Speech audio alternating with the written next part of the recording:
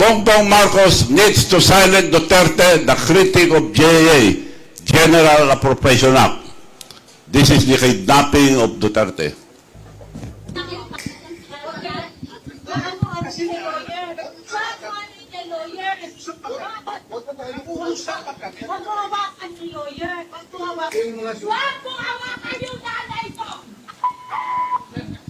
Tanungin ko kayo, anong kasalanan ko? Patanong nga. Kayo, nandito kang kailan. Ikaw, tanungin kita, anong kasalanan ko?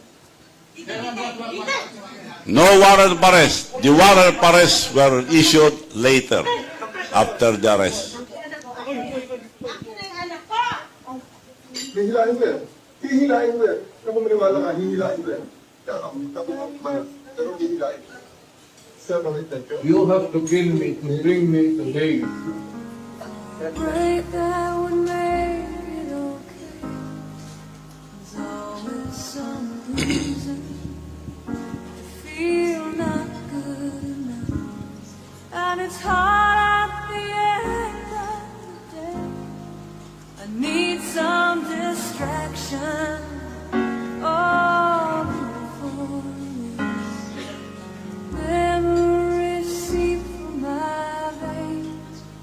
Let me be empty.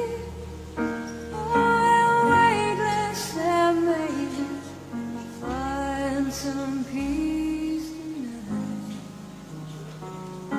in the arms of the angel. Binatigos ang administrasyon, lumakas ang simpatya kay Duterte, nawala ang boto sa Visayas at Mindanao.